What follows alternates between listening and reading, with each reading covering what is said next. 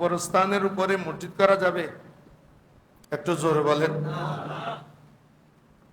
ঘর বানানো যাবে? মাদ্রাসা বানানো যাবে? আপনি নগরীতে অনেক মাদ্রাসা, অনেক মসজিদ পাবেন কবরের উপরে, কিন্তু ইসলামের শরীয়তে সেটাকে অনুমোদন দেয় নাই। এখানে একটা মাসালা মনে রাখবেন, যেমন ধরেন আমাদের মসজিদের পেছনে এটা কি? কবরস্থান।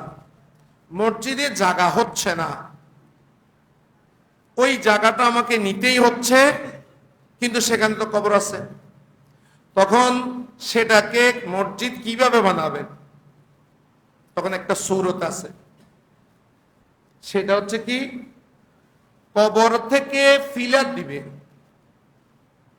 কমপক্ষে 1-2 হাত ফাঁক থাকবে, ওটার উপরে সেলফ সিস্টেম হয়ে যাবে, ছাদ করে দিবে।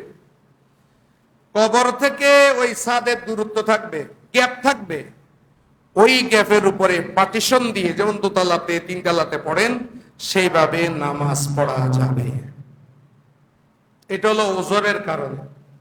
কিন্তু সরাসরি কবরের উপরে মাদ্রাসা দেওয়া, মসজিদ দেওয়া, যেখানে মসজিদ জায়েজ নাই সেখানে তো ঘর বানানো কোনো প্রশ্নই আসে না, সেখানে বিল্ডিং বানানো কোনো প্রশ্নই আসে না।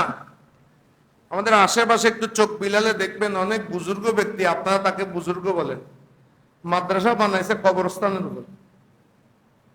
মাদ্রাসা বিল্ডিং আছে, এখন বিল্ডিং এটা পুরো কবরস্থানের উপরে।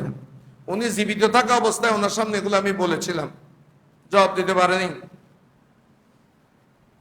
জবাব দেন। অনেক সময় মনে রাখবেন, মসজিদ বানাইলে হয় না, মাদ্রাসা বানাইলে সওয়াব এটা নয়, মসজিদ বানাইলে সওয়াব এটা নয়।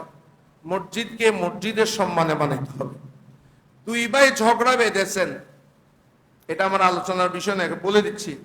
2 ভাই ঝগড়া বেঁধেছে, কেস কাবারি করলো, এই জায়গা কোনো ভাই খেতে পারে না। তাই এক ভাই বললো, আইন হাইন তোরও নহাবাই, কিন্তু মসজিদ বানিয়ে দিস। এটাকে সোয়াব হবে না গুনাহ হবে? রাস্তার উপর মসজিদ বানালে, এখন আমাদের দেশে রাস্তার উপর মসজিদ আছে না নাই? শুধু বানাইলে হয় না,